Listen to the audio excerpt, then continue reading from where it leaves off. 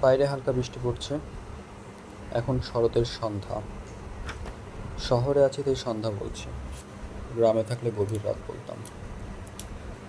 কবিতার শিরোনাম: যান্ত্রিক মুখে তোমায় বলবো ভালোবাসি, বিশ্বাস করবে?